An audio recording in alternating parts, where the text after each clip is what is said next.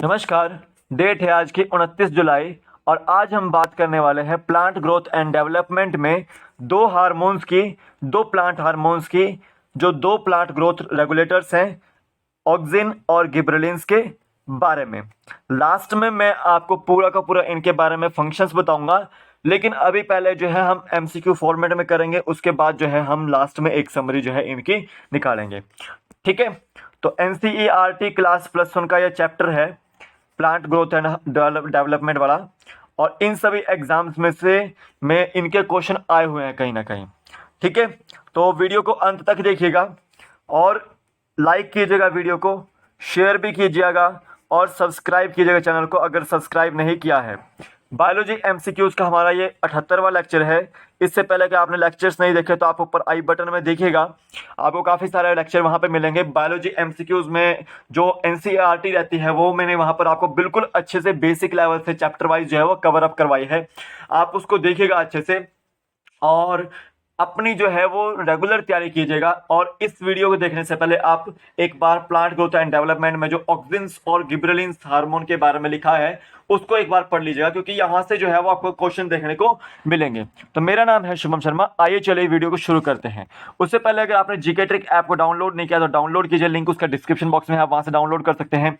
देखो, हमारे द्वारा यहाँ पर दो बैच चलाए गए हैं, एक बायोलॉजी का बैच, एक केमिस्ट्री का बैच। बायोलॉजी का बैच अभी कंटिन्यूसली जो है वो चल रहा है और ये अब जो है वो मंडे से फ्राइडे के बीच में चलेगा। ठीक है, तो हफ्ते में 5 दिन आपका बायोलॉजी बैच चलेगा और इसकी टाइमिंग रहती है आपकी शाम को 3 बजे, शाम को 3 से 4 बजे। तो लाइव सेशन में आप जुड़िएगा शाम को 3 बजे। इसका भी लिंक जो है डिस्क्रिप्शन बॉक्स में मिल जाएगा। जीके ट्रिक ऐप का भी लिंक जो है डिस्क्रिप्शन बॉक्स में मिल जाएगा आपको। ठीक है, तो आप वहां पे जुड़ सकते हैं मेरे साथ। एनरोल करने का आपको पता ही है कि आपने चैनल पे जाना है, आपको एनरोल करने के लिए वहाँ पर एक वीडियो मिल जाएगा, वहाँ पर आप जो है देख सकते हैं। ठीक है, अब देखिए केमिस्ट्री का बैच जो है वो हमारा 31 जुलाई से स्टार्ट होना है और ये हफ्ते के 2 दिन यानी कि सैटरडे संडे जो है वो चलने वाला है। ठीक है, तो इसमें भी आप एनरोल कर लें और बैच कोड इसके लिए है कैमकोस। कौन सा कोड है? बैच कोड कैमकोस है, CHEMCOSE। इसके लिए है B2QFI। बायोलॉजी बैच में एनरोल करना है तो B2QFI कोड है इसके लिए। ठीक है, तो आप ये भी जो है देख सकते हैं। HP टेट TST आर्ट्स के नोट्स भी हैं, CTET साइकोलॉजी के नोट्स भी हैं, टेट मेडिकल और TST मेडिकल के क्वेश्चन पेपर भी हैं।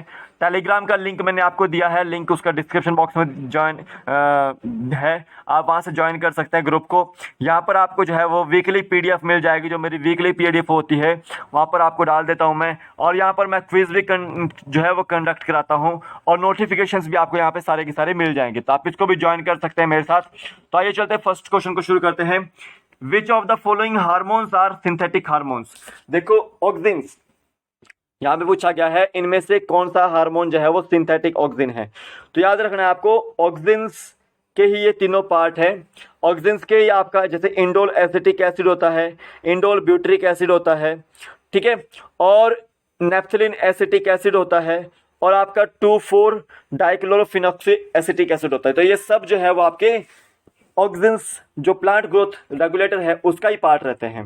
तो याद रखना है आपको, इनमें से सिंथेटिक हार्मोन्स ऑक्सिन कौन सा है? वो बोथ ए एंड बी, यानी कि 2,4-डीन डाइक्लोरोफिनॉक्सी एसिटिक एसिड भी है और नेप्थलीन एसिटिक एसिड भी है। तो डी ऑप्शन इसका बिल्कुल राइट आंसर है, ये सिंथेटिक ऑक्सिन्स है। और इंडोल ब्यूट्रिक एसिड और इंडोल एसिटिक एसिड ये आपके जो है वो जो नेचुरल जो ऑक्सिन्स होते हैं वो हैं। ठीक है, ये आपको याद रखना है। नेक्स्ट क्वेश्चन लेते हैं। Which of the following hormone initiate rooting in stem cuttings? Stem cuttings में रूटिंग को कौन सा हार्मोन इनिशिएट करता है? ठीक है, तो याद रखना है आपको, ऑक्सिन वहां पर जो है वो उसको इनिशिएट करता है। ए ऑप्शन इसका बिल्कुल राइट आंसर है। तो ये प्लांट ग्रोथ रेगुलेटर है, यानी कि ये प्रोमोट करने का काम करता है किसी चीज को। ठीक है, प्रोमोटर की तरह काम करता है, ये ग्रोथ को प्रोमोट करने का काम करेगा ये। नेक्स्ट क्वेश्चन लेते हैं। Which of the following hormone promote flowering in pineapple? इनमें से कौन सा हार्मोन है जो प्रमोट करता है फ्लावरिंग को? एग्जाम्पल के तौर पर मैंने यहाँ पे पाइनएप्पल दिया है, तो ऑक्सिन जो है वो प्रमोट करता है फ्लावरिंग को। बी ऑप्शन इसका बिल्कुल राइट आंसर है। नेक्स्ट क्वेश्चन देते हैं। Which of the following hormone promote abscission? इनमें से कौन सा जो है हार्मोन है वो आपका एब्सिशन को प्रमोट करता है। एब्सिशन का मतलब क्या है?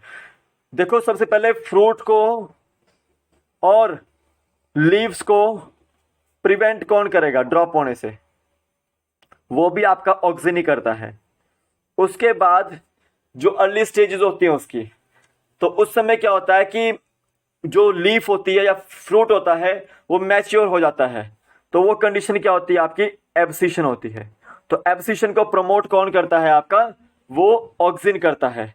कईयों जगह इथाइलिन भी दिया है, तो इथाइलिन भी करता है एब्सिशन को प्रमोट, लेकिन यहाँ पर हमने इथाइलिन एग्जाम्पल में नहीं दिया है, ऑप्शन में नहीं दिया है, तो आपका क्या आंसर होगा?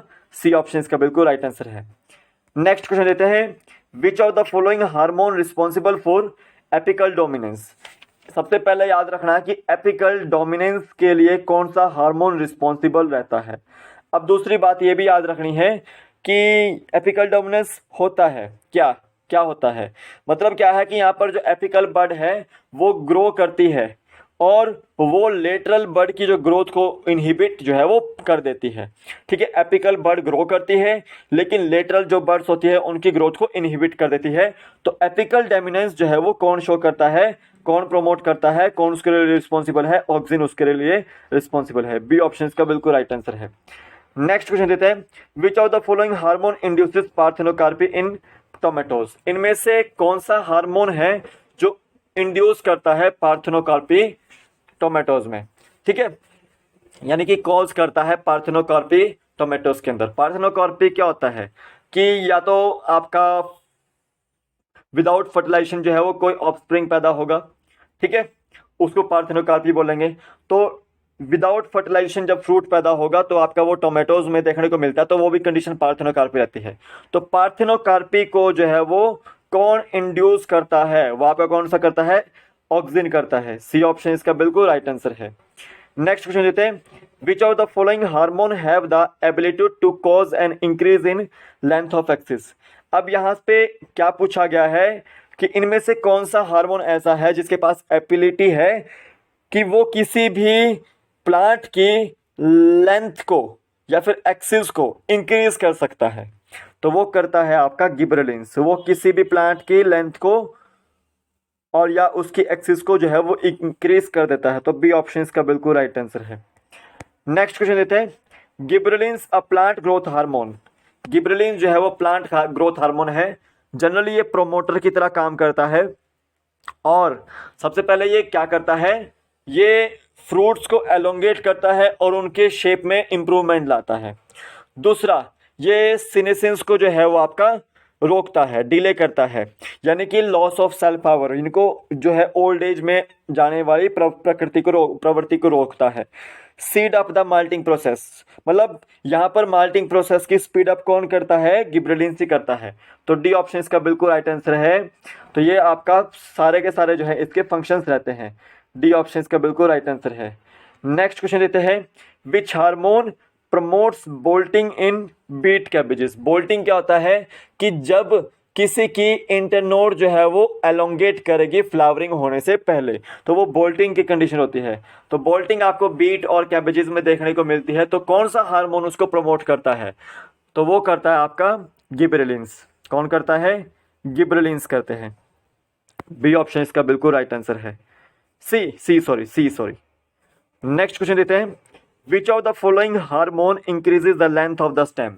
मान लो कि ये हमारे पास शुगर केन है और अगर हमें इसकी स्टेम की लेंथ को इंक्रीज करना है तो हम क्या करेंगे? उसमें गिबरेलिंस डालेंगे या फिर उसके ऊपर गिबरेलिंस स्प्रे करेंगे। कौन सा हार्मोन रिस्पॉन्सिबल रहेगा फिर लेंथ ऑफ द स्टेम को इंक्रीज करने के लिए? गिबरेलिंस। बी ऑप्शन इसका बिल्कुल राइट आंसर है। तो अब मैं आपको बताता हूं कि गिबरेलिंस का फंक्शन क्या है, ऑक्सीजन का फंक्शन क्या है। तो जितनी भी लेंथ आपकी बढ़ रही है, चाहे वो स्टेम की लेंथ बढ़ रही है, चाहे वो आपकी एक्सिस की लेंथ बढ़ रही है, चाहे डिले हो रही है सीनेसेंस में, तो वो भी क्या है? वो किसका फंक्शन है आपका? वो गिबरेलिंस का फंक्शन रहता है। माल्टिंग प्रोसेस की जो स्पीड अप करने की प्रोसेस होती है, माल्टिंग प्रोसेस को अगर स्पीड अप करना है तो वो भी गिबरेलिंस ही करता है। ठीक है, ये आपको याद रखना है। तो ये प्रोमोटरी नेचर का रहता है। प्रोमोटरी नेचर के वैसे दोनों ही हैं। बोल्टिंग को भी जो है कौन जो है वो प्रमोट करता है, वो भी गिबरेलिंस ही करता है। अब देखिए ऑक्सिन क्या क्या करता है। सबसे पहले तो एपिकल डोमिनेंस को ये शो करता है। दूसरा, ग्जाइलम के अंदर डिफरेंशिएशन जो है ये कंट्रोल करता है। ठीक है। तीसरा, ये हेल्प करता है सेल डिवीजन में। ठीक है। चौथा, जितने भी आपके डाइकोट प्लांट्स होते हैं उसके अंदर वीड्स वगैरह जम जाती है, मतलब उनके बीच में जो है वीड्स वगैरह जम जाती है, तो ऑक्सिन्स में आपको सिंथेटिक ऑक्सिन्स देखने को मिलेंगे 2,4 डाइक्लोरोफिनेक्सी एसिटिक एसिड। तो वो कंट्रोल कर सकते हैं डाइकोट प्लांट्स में वीड्स को। ठीक है, याद रखना है आपको। तो पार्थेनोकार्पी को इंड्यूस भी कौन करेगा आपका, वो ऑक्सिन ही करता है। कौन करता है इंड्यूस पार्थेनोकार्पी को, वो ऑक्सिन ही करता है। एब्सिशन को कौन करता है, वो आपका ऑक्सिन करता है। सबसे पहले कौन करता है, ऑक्सिन करता है। फ्लावरिंग को कौन प्रमोट करता है, वो भी आपका ऑक्सिन ही करता है। ठीक है, याद रखना है आपको। और जो स्टेम कटिंग्स होती है उसमें रूटिंग को की स्टार्टिंग कौन करता है, इनिशिएशन कौन करता है, वो भी आपका जो है वो ऑक्सिन ही करता है। ठीक है, तो ये थे आपके ऑक्सिन और गिबरेलिंस के बारे में। तो ये आपके आंसर की मैंने प्रोवाइड कर दी आपको। इंपॉर्टेंट क्वेश्चंस थे आपको एग्जाम पॉइंट ऑफ व्यू से ये। तो आपको समझ आए हो तो प्लीज़ वीडियो में बताइएगा कि आपका कितना स्कोर रहा, और इस बैच में आप एनरोल कर लीजिए। अभी भी अगर आप जो है इन सभी एग्जाम्स की तैयारी कर रहे हैं, नीट वगैरह की या टीचिंग एग्जाम्स की, तो आप इन दोनों बैचेस में जो है वो एनरोल कर सकते हैं। ठीक है, तो अभी के लिए फिलहाल इतना ही। फिर मिलूंगा एक नए वीडियो के साथ। तब तक के लिए जय हिंद, जय भारत। आपके दिन शुभ हो। जय हिंद।